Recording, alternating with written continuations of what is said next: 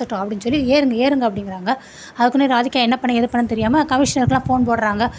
Commissioner வந்து திருப்பி போலீஸ்க்கு ஃபோன் போட்டு போலீஸ் பேசிடுறாங்க. சரி நீங்கள் யார் கமிஷனருக்கு உங்களுக்கு என்ன சம்மந்தம் அப்படிங்கிறாங்க. இல்லை சார் என்னோட அண்ணனோட ஃப்ரெண்டு தான் சார் கமிஷனர், அதனால தான் அவங்களுக்கு ஃபோன் போட்டேன் அப்படிங்கிறாங்க.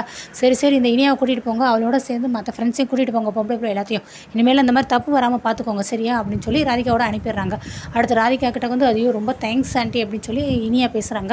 தேங்க்ஸ் சார் அந்த ஐஸ் சட்டி குப்பையில் போடு, என்ன நினச்சிட்டு இருக்கீங்க நீங்கள் எல்லாருமே, 21 வயசு வர வரைக்கும் இந்த மாதிரி பஃபு பார்ட்டி எதுக்குமே போகக்கூடாதுன்னு உங்களுக்கு தெரியாது, அந்த சென்ஸ் கூட இல்லாமல் அனுப்பியிருக்கீங்க.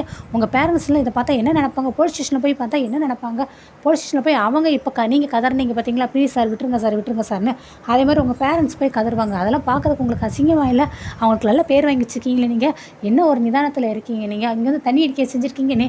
ஐயோ இல்லை நாங்கள் நிஜமாகவே யாருமே தண்ணி அடிக்கலை அப்படின்னு இனியா சொல்கிறாங்க. ஆமாம் நீ உங்கள் அண்ணனுக்கு ஃபோனை போடு அப்படிங்கிறாங்க. ஐயோ வீட்டில் யாருக்குமே தெரியாது, ப்ளீஸ் யார்ட்டையும்